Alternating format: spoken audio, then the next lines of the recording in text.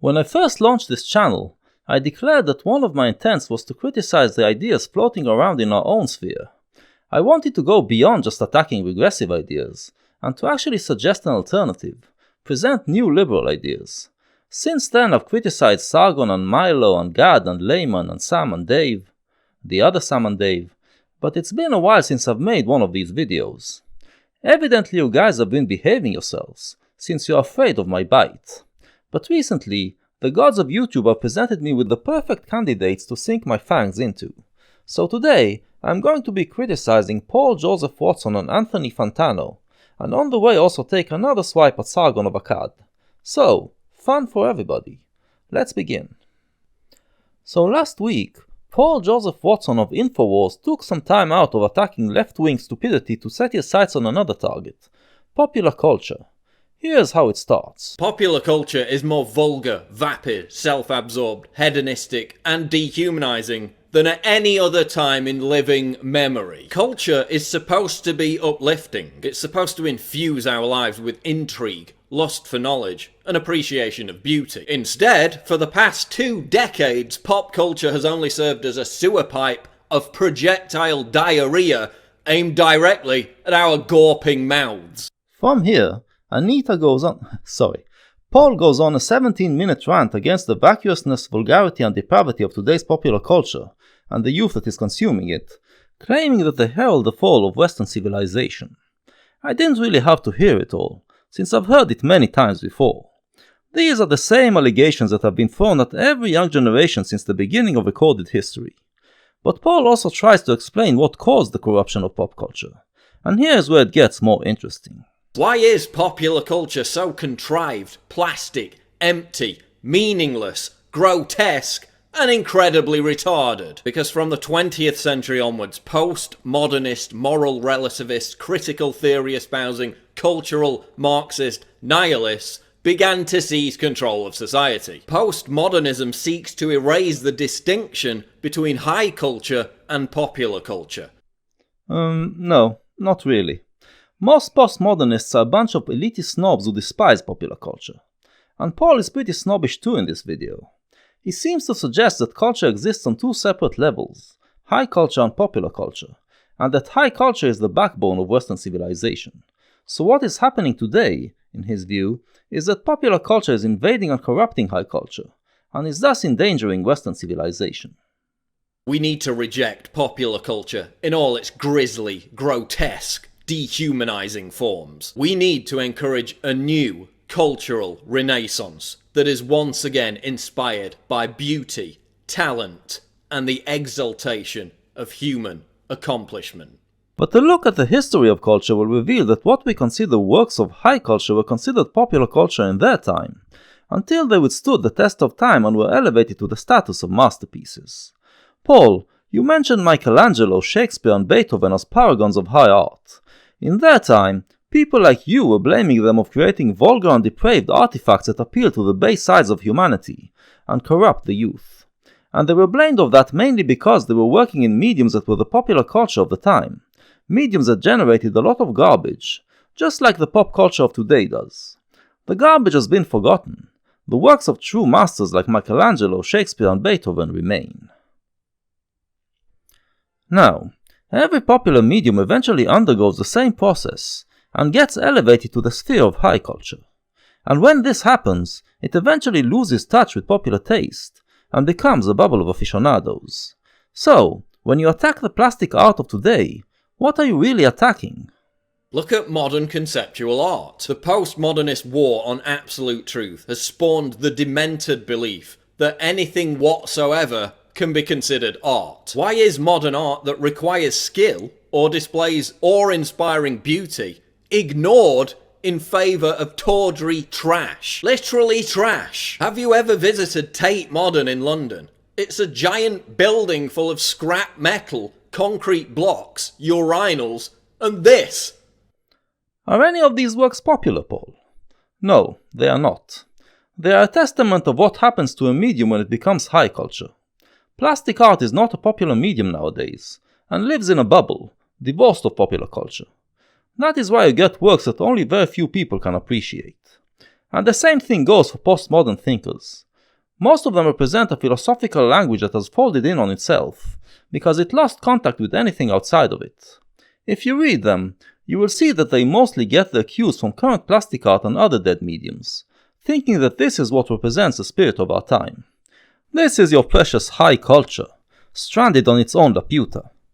But don't worry, the pop culture of today is creating enough masterpieces to fertilize the high culture of the future. If you want to know about some of the good stuff that is happening in today's pop culture, you should watch Anthony Fantano, arguably the most important music critic working today. 3 days after Watson's video came out, Anthony posted a response video, what he calls a stink piece, in which he pretty much tears Paul a new one, and shows how ignorant he is on culture. I basically agree with everything he says in the video, but there are a couple of instances where I felt that more could have been said, so it is on these instances that we are now going to focus. In the original video, Paul says this: "We've hit a brick wall. There hasn't been a single authentic movement in popular music for the last quarter of a century. And look at the effect it's had. Young people were once able to channel their self-loathing, their anger, through the medium of rebellious music. Think punk, grunge, goth." And here is Anthony's response. Are you completely writing off the 2000s here, Paul? Like Radiohead, Tool, the rise of indie music, not only artists who hit the mainstream like Modest Mouse and Arcade Fire, but acts that remained a little more underground but are still beloved and are still seen as fantastic, amazing creators, people like Animal Collective or Joanna Newsom. Also, there's been the recent growth in popularity of conscious hip-hop and jazz rap through artists like J. Cole and Kendrick Lamar. Wild and crazy and out there and experimental acts like Danny Brown, for example. Yes, those are good artists, but that does not answer the point that Paul was making.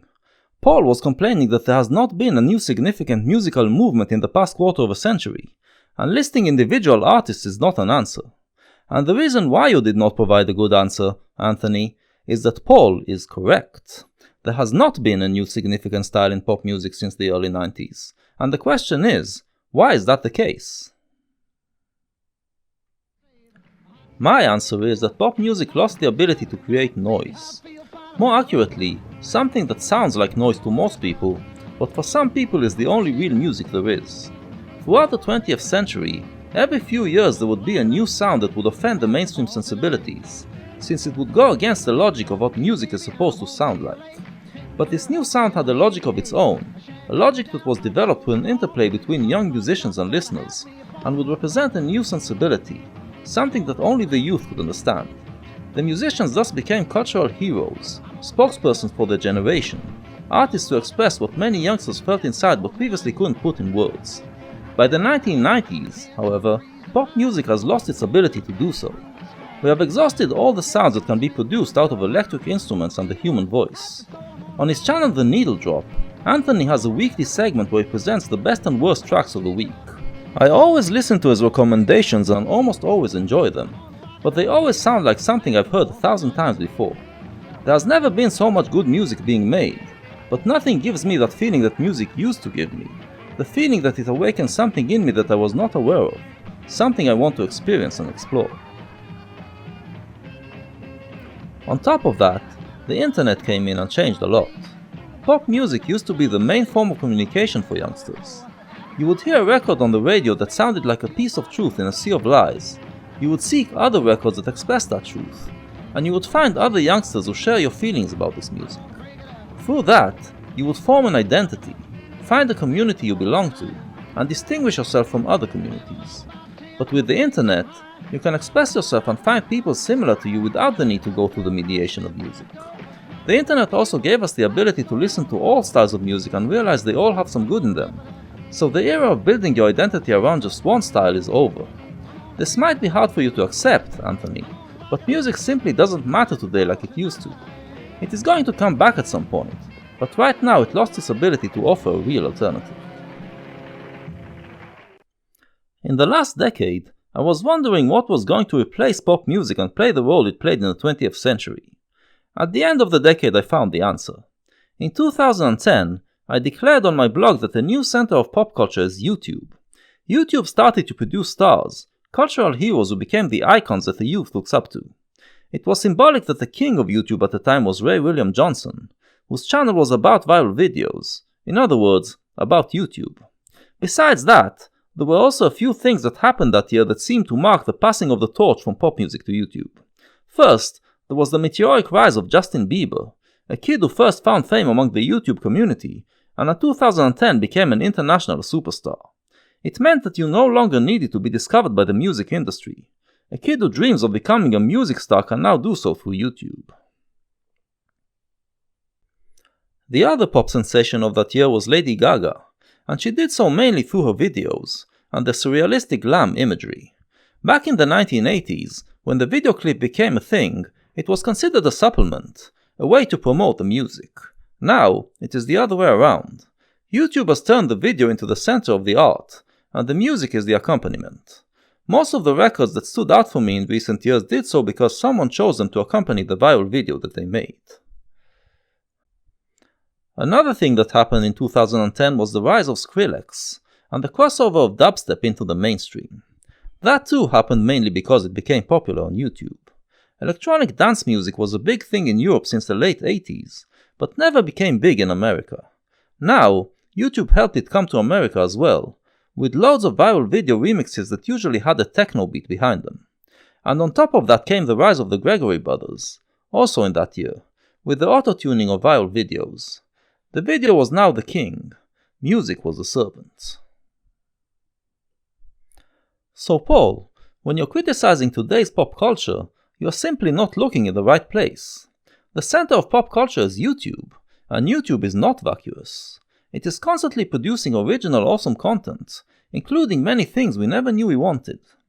This, along with television and the video game industry, is where the most creative forces in pop are operating now. You simply fail to notice this cultural shift. Those working in the old mediums have yet to realize the shift either. We have lately been seeing a lot of music stars and movie stars talking and preaching about political and social issues, and lots of people are wondering why they even think we care about their opinion. They think so because until not very long ago, they were considered the spokespersons of their generation, and they failed to notice that they've lost that mantle. There are exceptions, of course. I still want to hear what Kendrick Lamar has to say, for instance. But in general, their opinion doesn't matter like it used to. On the other hand, people do care about what their favorite YouTubers have to say about the issues. So let's hear more of what the YouTubers have to say.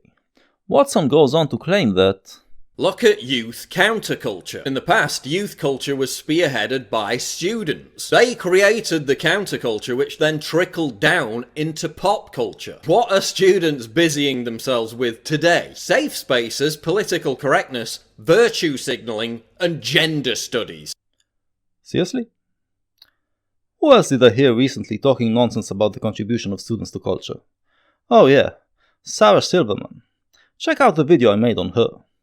No, Paul, students were never the originators of counterculture. Countercultures always came out of popular culture. Students only appropriate the counterculture of their time, fuse it with outdated ideas they've learned in their studies, and proceed to ruin everything that is good about the counterculture.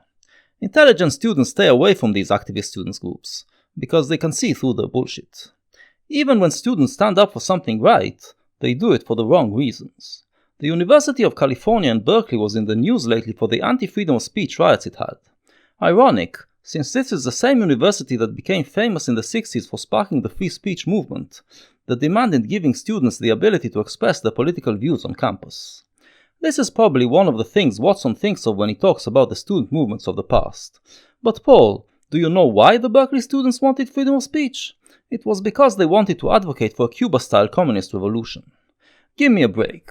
Students' political movements are always idiotic and harmful.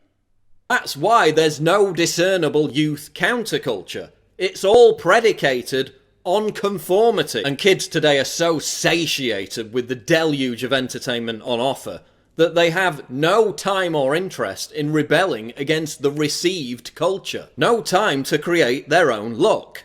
No inclination to form their own ideas about the world, when it's so much easier to just regurgitate what Russell Brand or Meryl Streep is saying. Whether it be fashion, art, music, literature, comedy, culture has been completely sanitized There is no counterculture. So Paul says there's no counterculture. What does Anthony think of that? Culture has been completely sanitized. There is no counterculture. Paul, that's because the internet has given alternative expressions and points of view a seat at the table. You are here on your YouTube channel giving silly, uninformed opinions about art, and you couldn't do this 15 years ago, Paul. There's no reason to bitterly rattle your sabers at the castle walls of the mainstream anymore because the walls have been torn down and we're all just kind of free-flowingly commiserating and consuming the art and the media that we want to, at the pace that we want to, when we want to, where we want to. However, the trade-off there, though, is less tangible counterculture because we're no longer as organized. You know, it's not the insiders versus the outsiders. It's kind of this weird grayscale now. Everybody's kind of amorphously appealing to their own little niches. You should know this better than anyone. Those are all good points, and I agree. But if Paul and Anthony stopped to look, they would have realized that there actually is a counterculture going on at the moment. A really strong counterculture that is baffling and frightening the establishment, and creating an endless stream of countercultural content. It's you, dummies! It's this sphere that we have all been living in since Gamergate, and is growing all the time. And the greatest thing is, we are 2.5 years in, and the establishment still has no idea what is going on. This is the most clueless that the authorities, the media and academia have been since Dylan's Mr. Jones. It is wonderful to behold. What is happening here is that many fringe groups suddenly connected, realized that they have the same grievances against the authoritarians of the right and left, and started to have a conversation over YouTube and Twitter. Gamergaters, new atheists, ex-Muslims, disgruntled liberals, hip conservatives, libertarians, MRAs, Muslim reformers, concerned academics, anti-PC comedians, anarcho-capitalists and others are talking to each other, exchanging ideas and creating an alternative sphere. When I made my Renegades of Funk video that celebrated this sphere, one of the images I created for it was this one. The name of this masterpiece, in case you were wondering, is Shitload Pepper's Trolley Hearts Club Band. And guess what? Anthony and Paul are both on it. You're both part of the conversation, as are these videos of yours I'm critiquing, as is this video that you are watching right now. The thing that you claim does not exist is the very thing that you are creating while claiming it. A while ago, and I don't remember in which of his videos, Sargon of Akkad suggested that this sphere must find a name to call itself, because only in this way will we be able to become visible and create political change. Don't do it, Sargon. The moment you have a name is the moment you give others control over you, and the establishment can incorporate you. Right now, they know that something is going on. They know that there is a scary group out there that is a poison in their human machine, but they don't know how to define us. They will call you a troll, they will call you an MRA, they will call you an alt-righter, and every time they do so it is a victory for you. It allows you, and the rest of us, to keep talking to the public without our ideas getting twisted. When the rebellious subcultures of the past got their name, it was almost always by adopting a derogatory term that the detractors gave them, and wearing it on their sleeve as a badge of honor. Applied to our case, it would be shitloads. But don't be in a hurry to adopt it. One of the things that killed popular music as a countercultural force was that everyone became aware of the rules of the game. Everyone was just waiting for a new musical scene to emerge so they can name it and incorporate it. When grunge came along in the late 80s, it took mere months from the moment it got noticed outside of Seattle to it being completely annexed by every possible industry. The internet is a new game, and the establishment doesn't know the rules yet. Don't give them a clue. Kekistan will be free only as long as the establishment can't find it on the map. Now, as I was making this video, Paul came out with a new video titled Conservatism is the New Counterculture. This is a much better video and much more on point, and Paul admits that the title is a bit of a hyperbole, meant to trigger leftists. He also stipulates that he is talking about a special brand of conservatism. However, he is still wrong. The reason we watch you, Paul, is not because we've all turned conservative. We watch you because you are part of the conversation we are having, as we are aiming to replace the old political game with a new one. Yes, it reinvigorates conservative thought, but it has the same effect on liberal thought as well. The counterculture is not in the place where you stand, Paul. It is in that space between you, Anthony, Sargon, and me.